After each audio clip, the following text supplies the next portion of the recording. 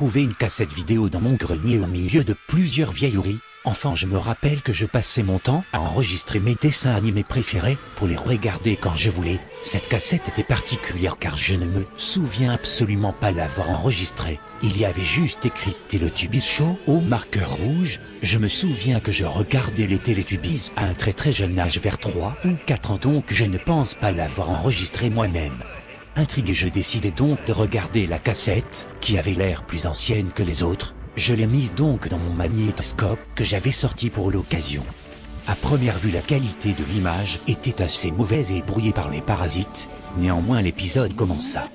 Première chose inhabituelle, le générique des Teletubbies avec le soleil qui se lève, les haut-parleurs qui répètent « C'est l'heure des Teletubbies » et les Teletubbies qui dansent joyeusement en répétant leur nom furent tous complètement zappés. À la place, il y avait une simple image fixe d'une grande colline verte un peu brouillée et qui virait au noir et blanc à cause de la mauvaise qualité. On aurait dit un vieux film des années 30.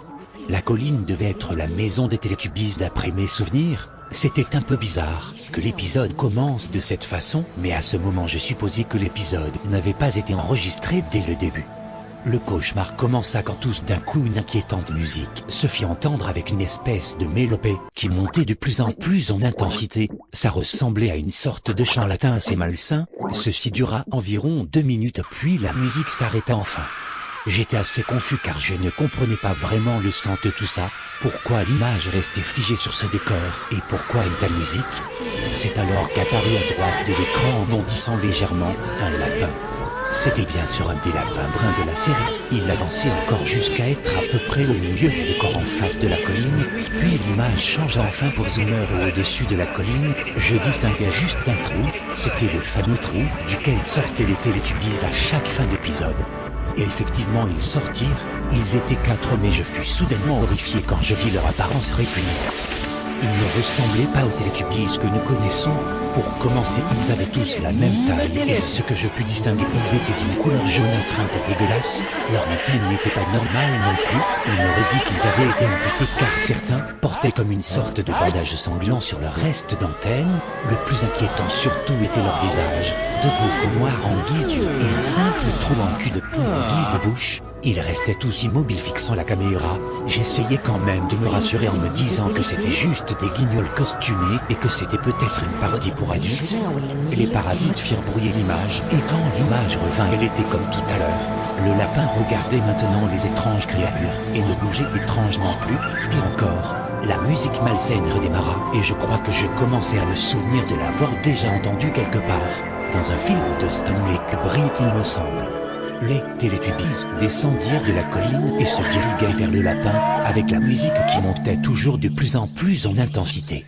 Ils avançaient d'un pas très lent, après 30 secondes environ ils arrivèrent en bas et j'assistais alors à un spectacle horrifique. Ils se saisirent du lapin toujours immobile comme paralysé par la peur et commencèrent à lui arracher les membres. La musique de plus en plus forte, puis ils le dévorèrent vivant. Ils étaient tous recouverts de sang et d'horribles bruits de succion se firent entendre au milieu de la musique. Mais les parasites finirent par faire disparaître l'image. Je ne comprenais absolument pas le sens ou même l'intérêt de tout ceci. Ça n'avait ni queue ni tête. Était-ce des personnes derrière un costume? Était-ce un vrai lapin? Je pensais aussi que cette merde était enfin terminée mais une nouvelle image toujours de mauvaise qualité apparut. Je distinguais alors des milliers de Teletubbies, assemblés dans un décor dystopique. Certains qui étaient plus proches de ma vue portaient sur leur antenne des symboles religieux comme une étoile de David ou le yin-yang. Ils s'agenouillaient tous devant un écran gigantesque. Sur l'écran passaient en boucle des images de ce qui semblait être des cadavres d'enfants. Puis l'image se brouilla pour de bon. J'utilisais donc l'avance rapide du magnétoscope pour voir s'il n'y avait pas autre chose, mais non, il n'y avait plus rien. J'étais perdu. Qui avait enregistré cette immondice? Comment se faisait-il que ça traînait dans mon grenier? Qui avait diffusé ceci? Je décidai donc d'écrire une lettre à la BBC pour en apprendre plus. Je devais le savoir. Je leur envoyai donc ma lettre ainsi que la cassette. J'appris également que ma mère avait acheté cette cassette à une brocante qui vendait des cassettes pirates. Quelques semaines plus tard, je reçus enfin une réponse. Cher monsieur, nous ne pouvons pas vous dire qui a réalisé cette cassette. En revanche, nous pouvons juste vous dire que votre vie est à présent en danger. Ils savent que vous nous avez envoyé la cassette Ils vont venir vous chercher, vous ne pouvez pas leur échapper, vous n'avez plus beaucoup de temps à vivre, il ne fallait pas regarder la vidéo, il ne fallait pas nous l'envoyer, pourquoi avez-vous fait ça? Ils sont en colère maintenant. À l'heure actuelle où j'écris ce texte, il est très tard, je sens qu'ils viennent, ils sont là, ils vont rentrer dans ma chambre. Si un jour vous tombez sur Télétubbies Show, ne regardez pas, ne la faites pas regarder aux enfants, ils vendaient leurs cassettes et ensuite ils espéraient que les enfants regardent. C'est comme ça qu'ils ont tué leurs victimes, et mon heure est enfin venue.